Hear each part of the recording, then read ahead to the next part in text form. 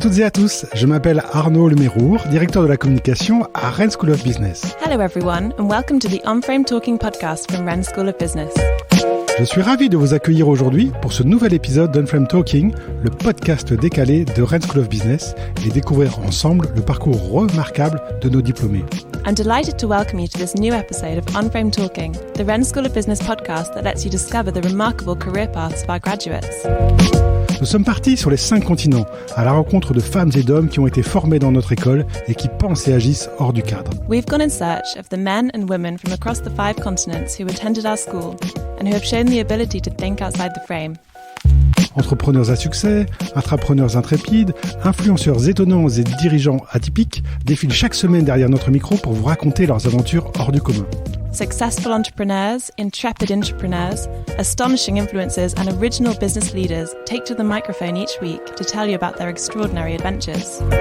Je suis prêt à parier que vous connaissez déjà certains d'entre eux sans même savoir qu'ils sont diplômés de notre école. I'm willing to bet that you've heard of a few of them without knowing that they came from our school. Mais avant de commencer cet épisode, je vous invite dès à présent à vous abonner à On-Frame Talking sur Apple Podcast, Google Podcast ou Spotify pour ne louper aucun épisode. Before we start the episode, I invite you to subscribe to On-Frame Talking on Apple Podcast, Google Podcast or Spotify so that you don't miss any episodes.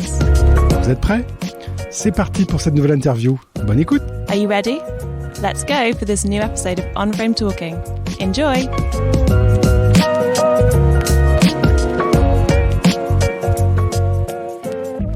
On-Frame Talking, c'est le podcast que nous réalisons depuis déjà quelques semaines pour célébrer les 30 ans de Rennes School of Business. Aujourd'hui, je reçois une personnalité, un artiste devrais-je dire, Guillaume de Tonquédec. Bonjour Guillaume. Bonjour Gilbert. Producteur, musicien, vidéaste, cinéaste, vous faites à peu près toute la palette des métiers de l'artistique aujourd'hui, si je puis dire, quand on voit un peu ce que vous faites. Oui, je suis ce qu'on appelle un slasher. Voilà, c'est-à-dire qu'effectivement, dans ces métiers artistiques, il y a toute une palette de métiers qui existent, et c'est vrai que ce qui est sympa, c'est dans le quotidien mais c'est comme dans tous les métiers d'ailleurs, pour pas être blasé, c'est de passer d'un métier à l'autre, d'être derrière la caméra, sur un plateau ou en production, dans les coulisses. On dit souvent qu'en France, on aime bien un chanteur, un chanteur qui fait de la chanson, un comédien qui fait de la comédie, un performeur qui fait de la performance ou un comique.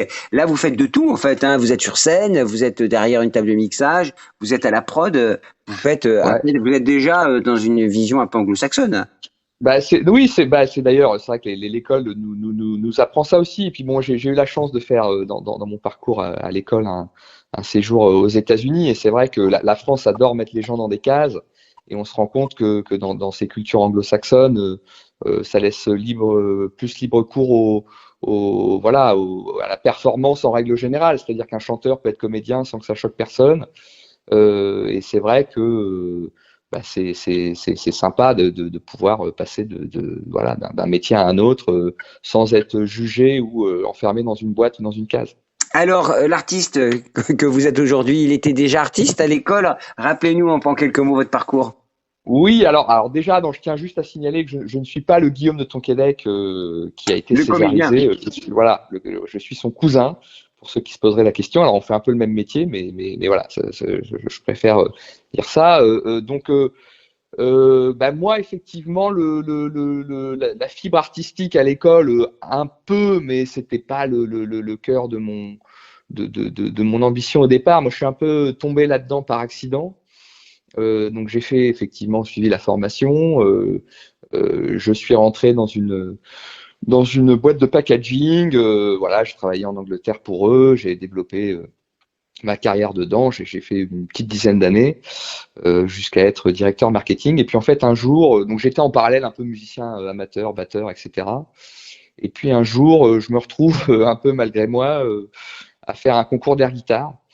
Donc le principe de air guitare, c'est le principe de faire de la guitare sans guitare, c'est totalement absurde, c'est totalement on-frame talking, si je peux me permettre. On peut parler d'Hernadette, vous êtes l'un des membres d'Hernadette, le célèbre groupe champion du monde d'air guitare, me semble-t-il. Alors j'ai été vice-champion du monde d'air guitare, puis ensuite champion du monde en tant que coach, tout à fait. Alors vous faites un concours.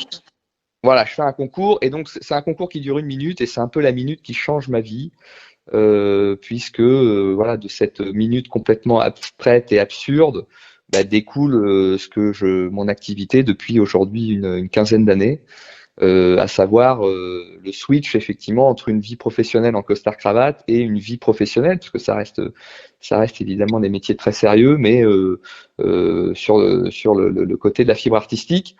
Et donc, ce qui est hyper intéressant, c'est que le métier que je fais aujourd'hui et le métier que je faisais demain, finalement, c'est le même métier, c'est juste le produit qui change, et que voilà, les outils que m'ont apporté Sud de Corène, on l'appelait comme ça à l'époque, effectivement, tous ces outils, finalement, je les mets aujourd'hui encore à profit. Et au lieu de marketer ou de développer un packaging ou un concept ou un produit, là, voilà, on market et on développe des idées, des concepts et puis également des spectacles, quoi, et des morceaux, de la musique. Donc tout ça, finalement, ça paraît être des mondes assez éloignés. Finalement, c'est très similaire, en tout cas dans la fabrication. Alors là, vous êtes en train de nous dire que vous êtes sorti de l'école un peu formaté, comme un cadre, un jeune cadre dirigeant, Exactement. un jeune cadre, et vous êtes finalement, vous êtes découvert quelques années après. C'est peut-être aussi ça l'ADN de l'école, c'est de pouvoir toujours être en mouvement.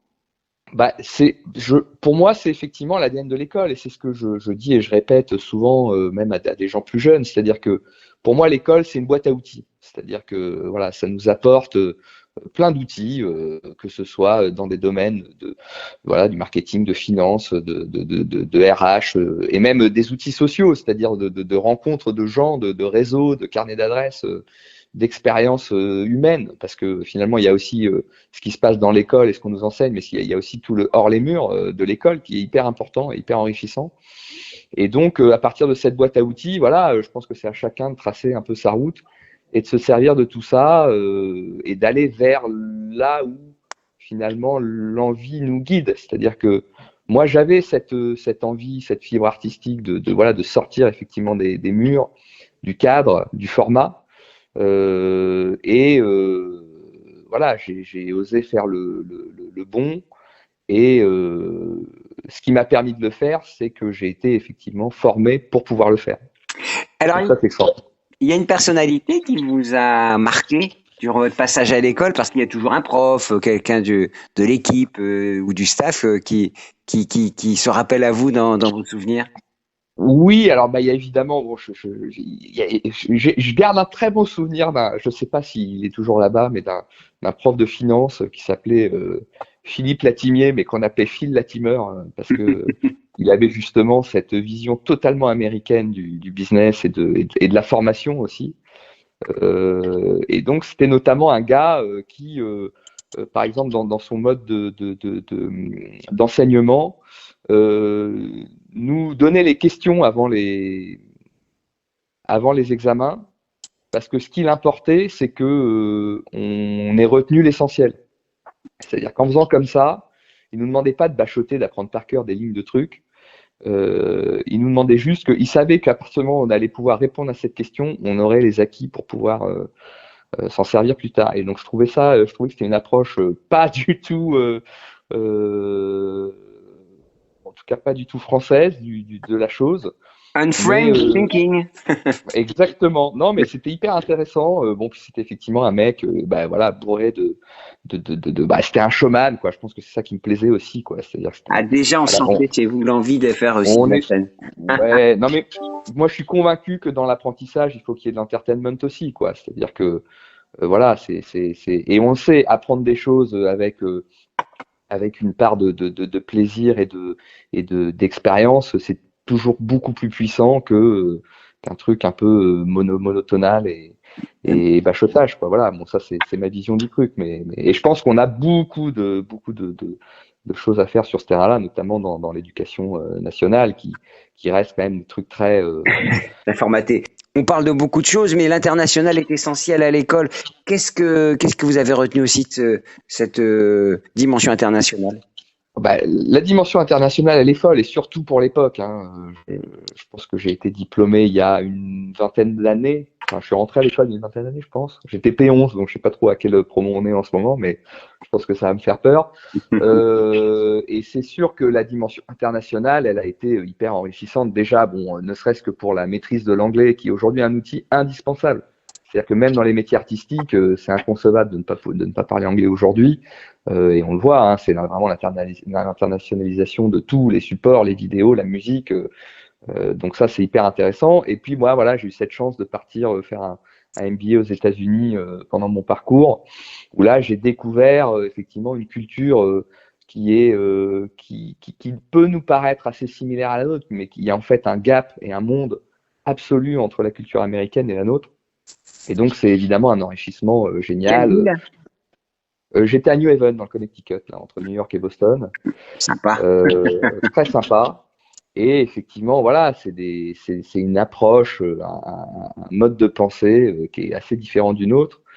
Et voilà, et je garde aujourd'hui d'excellents amis. J'y retourne dès que je peux. Et c'est vrai que c'est très enrichissant. Et ça, c'est sûr qu'il y a que Rennes, en tout cas à cette époque-là, qui pouvait nous donner cette chance-là. Et d'autant que je suis rentré effectivement en France avec donc ce double diplôme et avec un MBA. J'ai gagné 4 ans de ma vie en formation grâce à l'école, quoi. Alors, Rennes, c'est la ville du rock, hein, les transmusicales. Ouais. Est-ce que cet aspect de la Bretagne vous a déjà donné quelques tips pour la suite? C'est sûr que déjà j'ai fait les transmusicales et avec Hernadette et avec mon groupe qui s'appelle Sarah Papson, dans lequel je suis batteur. Donc évidemment, ça a été un plaisir absolu pour moi de retourner à Rennes et non plus d'être sur les bancs de l'école, mais d'être sur la scène et pouvoir partager ça avec le public rennais et breton. Bon voilà, moi je pense que mon nom aussi donne un indice sur mes origines, donc c'est sûr que pour moi ça a été une expérience assez géniale d'habiter là pendant un peu plus de 2 ans, puisque ma 3e année était à l'étranger, et je retourne à Rennes. C'est pareil, j'ai gardé énormément d'amis qui eux ont eu la chance de rester à Rennes. Et pour moi, Rennes est une ville à vivre assez unique, hein. C'est-à-dire que effectivement une ville rock'n'roll, et ça c'est quand même chouette. Oui. Et à la fois une ville, Rennes a beau vouloir dire en anglais pluie, pour moi c'est quand même assez rain, ouais, exactement. Pour moi c'est assez faux en fait. J'ai pas le souvenir d'un climat pourri. Non, je garde un très très bon souvenir de Rennes et de la Bretagne en règle générale. Et on prend plaisir, et effectivement, aujourd'hui, je tourne assez souvent dans ces régions-là. On adore. Quand on regarde votre parcours, quand on regarde dans le rétroviseur, si vous aviez un conseil à donner à un jeune, on a l'impression que vous lui diriez, mais tout est possible, n'aie peur de rien, parce que regarde ce que j'ai fait. Je suis passé du costume cravate à le costume de scène devant des gens qui sont heureux. Ouais, je pense que effectivement, c'est ça, tout est possible. Ça, c'est une certitude. Je pense qu'il ne faut pas avoir peur du vide et du changement. C'est-à-dire que ça peut faire peur, hein. Moi, c'est vrai que quand j'ai fait le choix de me dire, bon allez, je laisse tomber. J'étais cadre dirigeant, hein, dans une grosse multinationale américaine qui faisait 8 milliards de dollars de chiffre d'affaires, etc. Ça peut faire rêver plein de gens. Je gagnais très bien ma vie, j'avais 30 ans. Et c'est vrai que un matin, je me suis réveillé en me disant, non mais attends, il y a d'autres modes de vie. Et je suis reparti un peu de zéro, hein, parce que c'est sûr que se dire qu'on va monter un spectacle en partant du air guitare, ça peut paraître un peu fou, un peu idiot même. Et finalement, aujourd'hui, voilà, une 15aine d'années après, je regrette évidemment pas le choix. Ma qualité de vie est absolument extraordinaire et j'ai la liberté de faire un peu ce que je veux, parce que justement, j'ai été formé, accompagné pour le faire. Donc voilà, c'est vrai que le conseil que je peux donner aux gens ou aux jeunes, c'est de suivre leurs instincts, d'aller vers là où ils ont envie d'aller, et une fois de plus, ils seront bien accompagnés pour le faire. Vraiment, les outils sont géniaux. C'est une boîte à outils, c'est comme un mécanicien, et il faut se servir de tout ça et puis évoluer avec, quoi. On invite tout le monde à aller vous voir sur scène avec Hernadette, avec votre groupe, hein, où vous faites la batterie, regardez aussi sur plein de projets, parce qu'on n'a pas dit tout ce que vous faisiez, hein, dans la vidéo. Vous travaillez pour Netflix, pour plein de gens comme ça, pour plein de grosses sociétés de l'entertainment, hein, comme on dit. Donc ça veut dire qu'on peut vous voir un peu partout. On encourage tout le monde à aller découvrir vos talents multiples. Merci beaucoup, Guillaume. Merci Gilbert, avec plaisir. Et vous dites un mot en breton, pas du tout? Alors vous êtes vraiment Ouais. Non, je vais dire un mot en breton, c'est fest-noz. Voilà. À bientôt. Et merci beaucoup, à très vite.